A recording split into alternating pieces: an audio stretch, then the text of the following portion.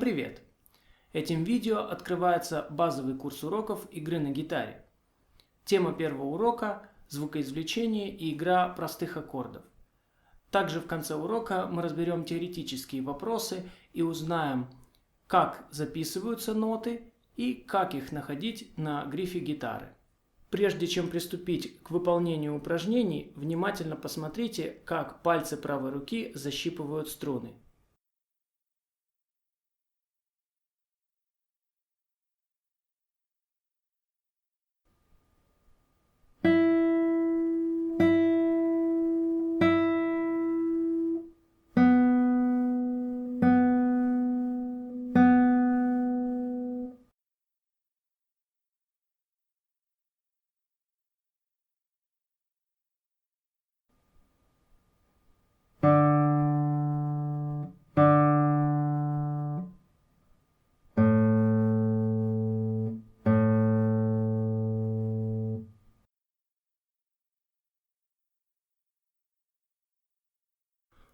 Прослушайте первое упражнение.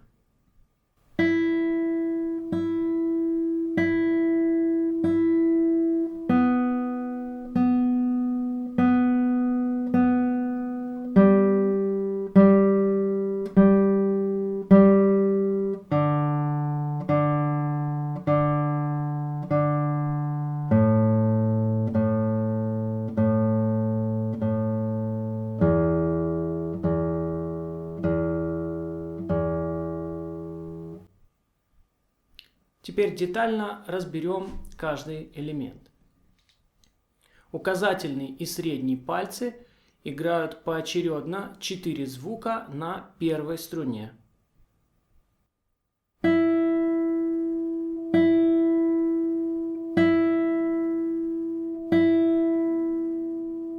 На второй струне проделываем то же самое.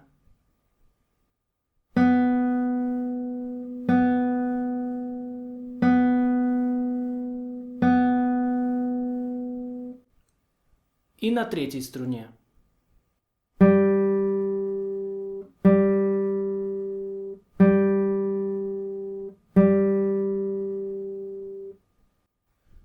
На четвертой, пятой и шестой струне будет играть только большой палец.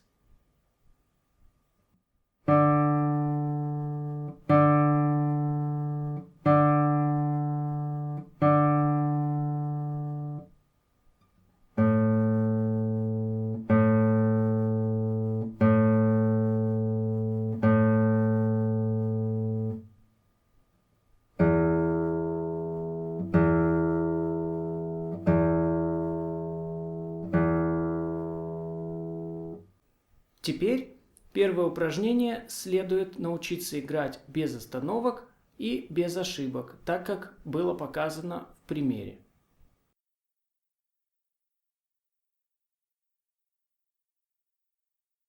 Во втором упражнении учимся играть арпеджио. Арпеджио – это аккорд, звуки которого исполняются в разное время. Прослушаем упражнение целиком.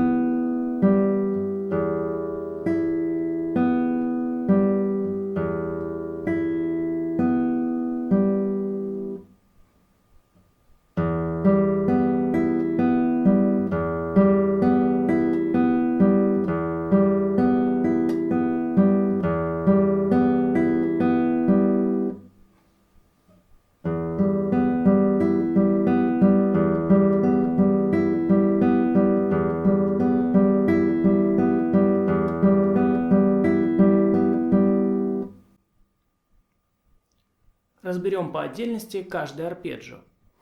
В первом арпеджио мы играем на шестой струне большим пальцем, а на третьей, второй и первой струне указательным, средним и безымянным, соответственно, каждой струне.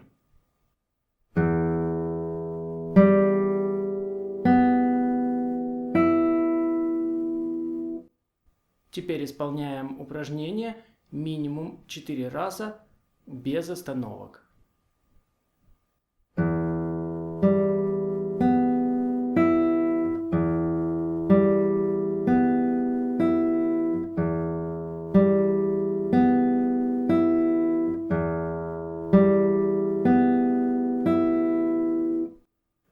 Во втором арпеджио каждой струне также будет соответствовать свой палец, но порядок струн будет такой. Большим пальцем шестая струна, безымянным первая, средним вторая и указательным третья.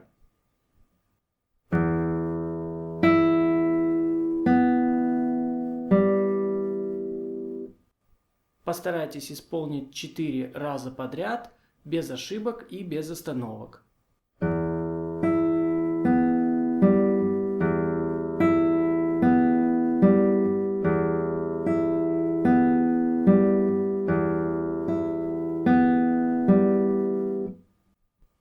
Третье арпеджио – это своеобразная комбинация из двух предыдущих.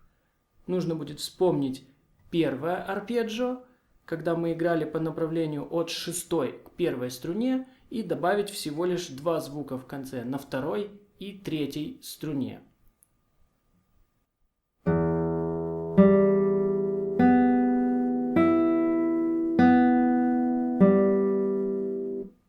Также постарайтесь сыграть минимум 4 раза без ошибок и без остановок.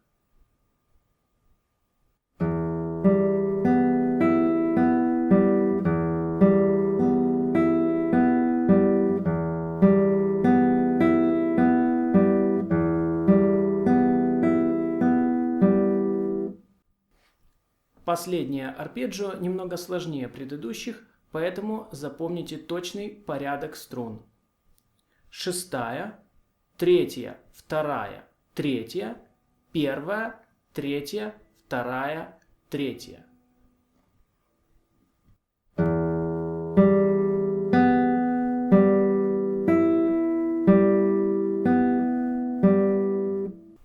Играем несколько раз без ошибок и без остановок.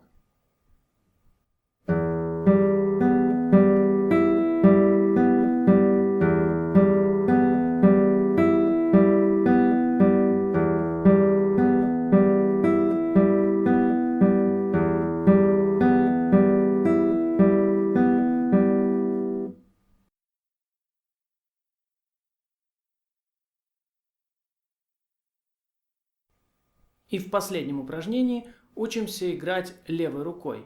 Я предлагаю вам выучить 4 простых аккорда, в каждом из которых будет задействован только один палец левой руки. В первом аккорде прижимаем пятую струну на третьем ладу. Аккорды я рекомендую репетировать всеми выученными арпеджио, но продемонстрирую я их только на примере первого арпеджио. Итак, вспоминаем первый аккорд, прижимаем третий лад на пятой струне. И пятую же струну будет исполнять большой палец.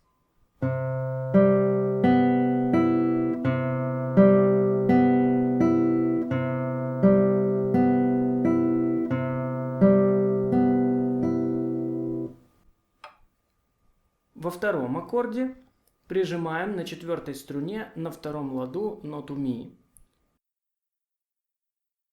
В басу теперь будет четвертая струна.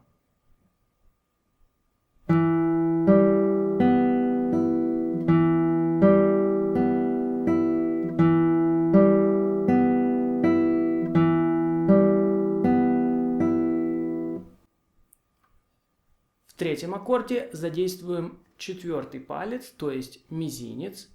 Прижимаем на третьем ладу на первой струне ноту соль. В басу можно использовать четвертую струну.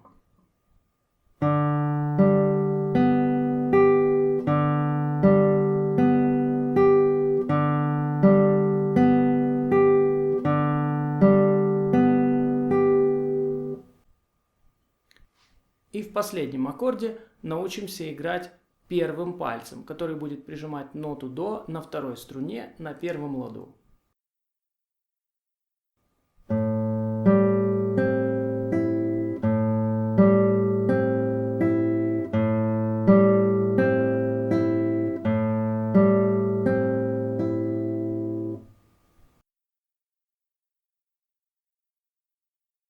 Для тех, кто забыл скачать ноты, напомню, в описании к видео есть ссылки на скачивание нот, которые мы используем в этом уроке.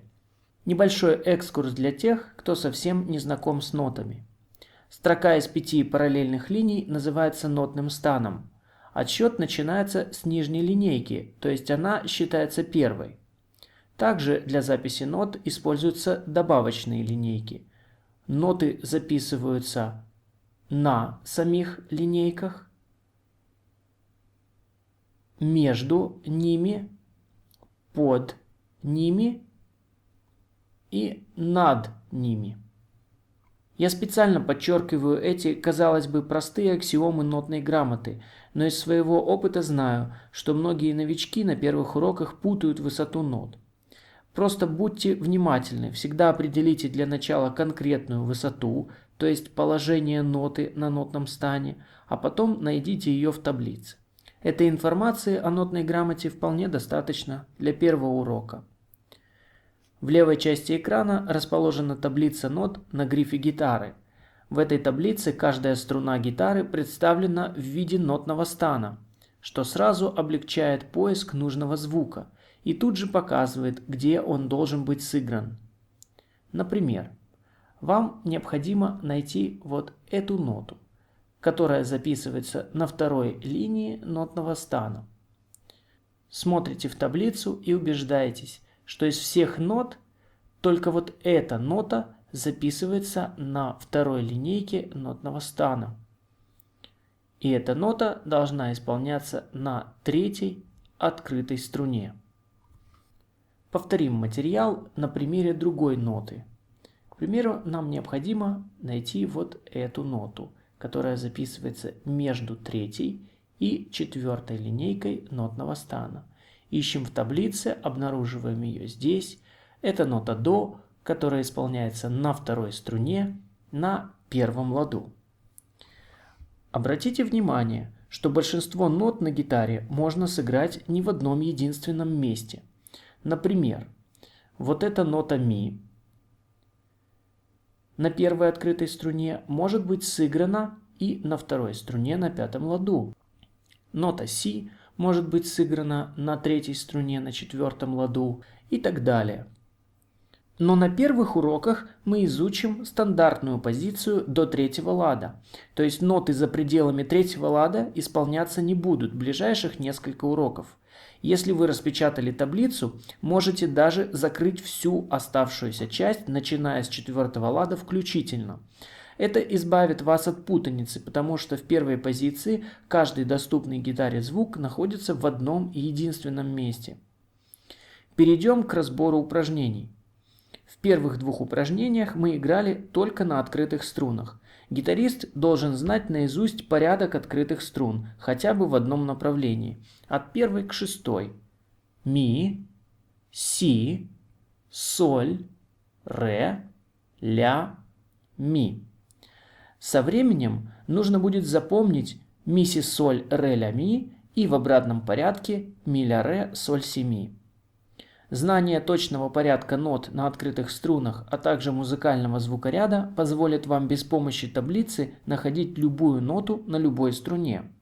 Итак, первое упражнение. Здесь вы видите ноту, которая повторяется еще 3 раза. Она записывается между четвертой и пятой линейкой нотного стана. Кстати, здесь рядом с нотой уже даны подсказки, как исполнять ноту. Цифра в кружке обозначает номер струны, а цифра без дополнительных символов обозначает обычно номер пальца левой руки. Но здесь указан 0, это означает, что струну нужно играть открытой, не прижимая ни на одном из ладов грифа. Несмотря на то, что информации уже достаточно для игры этого звука, все-таки рекомендую посмотреть в таблицу и узнать название ноты, если вам она еще не знакома. Чем чаще вы обращаетесь к таблице, чтобы узнать название ноты или проверить точно, где должна исполняться нота, тем быстрее вы выучите ноты и на нотном стане, и на грифе гитары.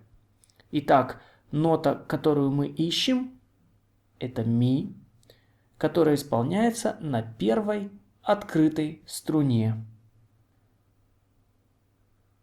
Теперь можно сыграть ноту на соответствующей струне. Также обратите внимание на аппликатуру правой руки.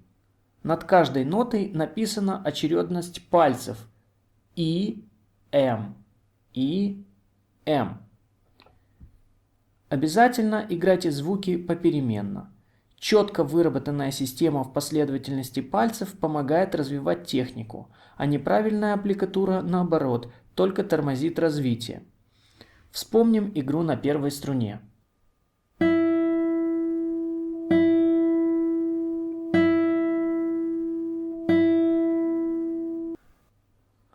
Следующий блок из 4 одинаковых нот. Эта нота записывается на третьей линейке нотного стана. Ищем в таблице. Это нота Си, которая исполняется на второй открытой струне. Играем 4 раза подряд, не забывая чередовать пальцы И, М, И, М.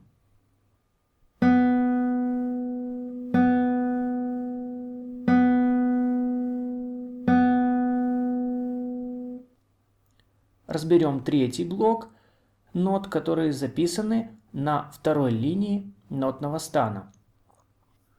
Здесь тоже дана подсказка. Это третья открытая струна. Но проверим название ноты и убедимся, что ее необходимо действительно играть на третьей открытой струне. Обращаемся к таблице, находим ноту соль. Действительно, третья открытая струна.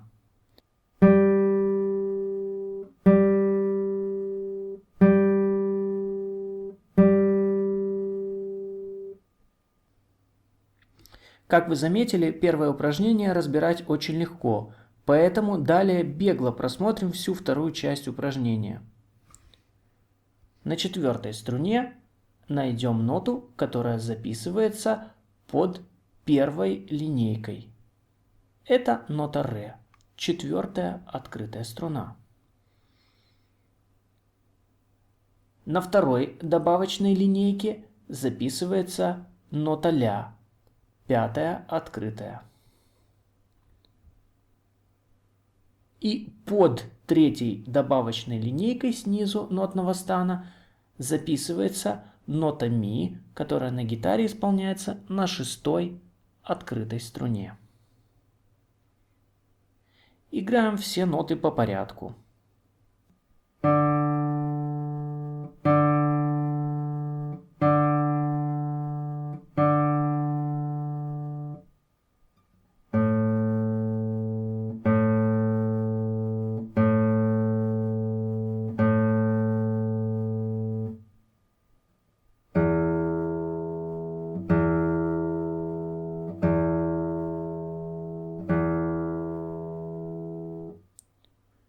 Теперь играйте упражнения с начала до конца без остановок.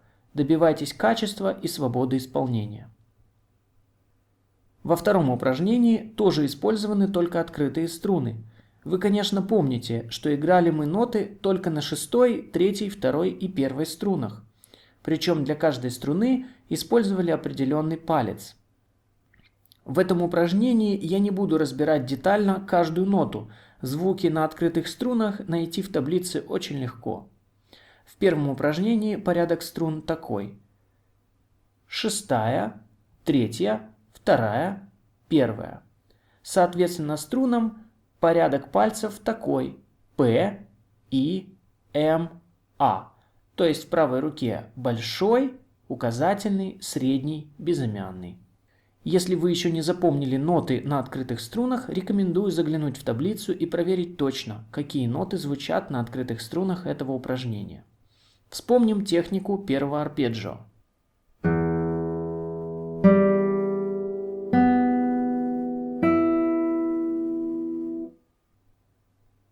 Ну а репетировать желательно минимум по 4 блока подряд. Это вы помните из практической части урока. Второе арпеджио. Здесь тоже даны подсказки для каждой струны. Шестая, первая, вторая, третья. Именно в такой последовательности нужно будет исполнять каждый блок. Но не доверяйте минимуму информации. Лучше сверить высоту каждой ноты, назвать порядок нот, которые будут исполняться. Подобные упражнения лишь ускоряют процесс запоминания. Через несколько уроков несложную фактуру можно будет уже читать с листа. Итак, последовательность струн: шестая, первая, вторая, третья. Играем.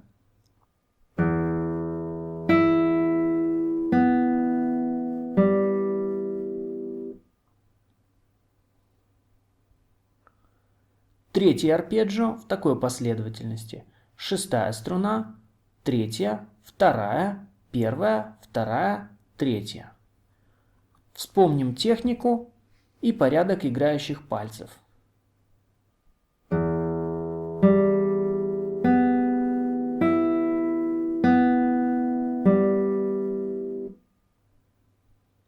И в последнем арпеджио открытые струны в таком порядке: шестая, третья, вторая, третья, первая, третья, вторая, третья.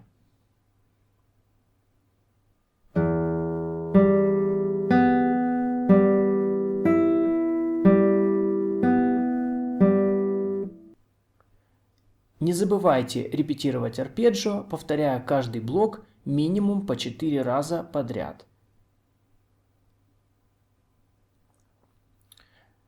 Третье упражнение разберем внимательно. Здесь уже использованы прижатые струны.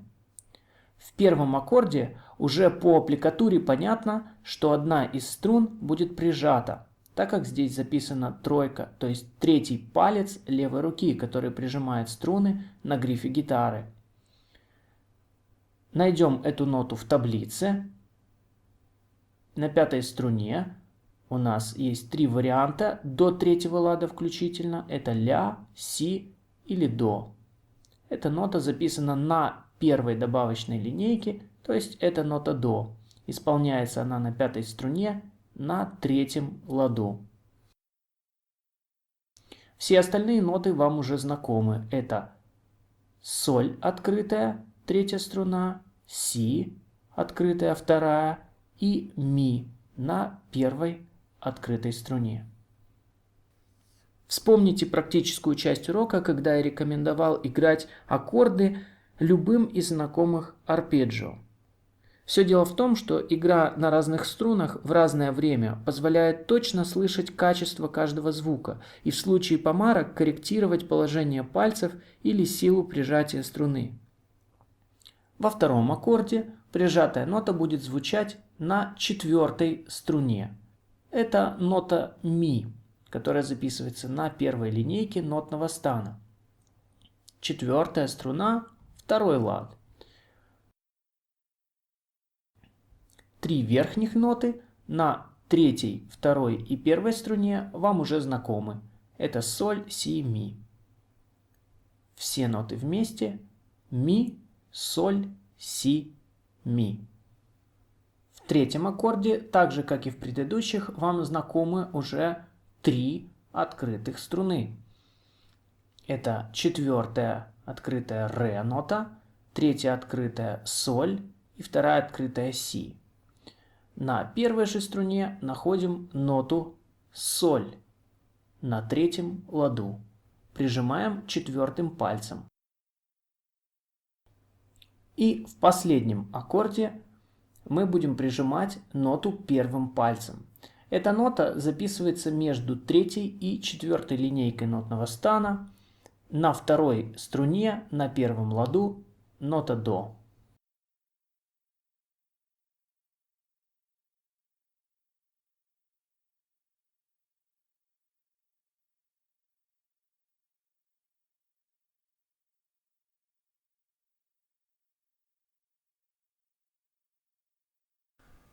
На этом все. Наш первый урок подошел к концу. Желаю вам творческих успехов.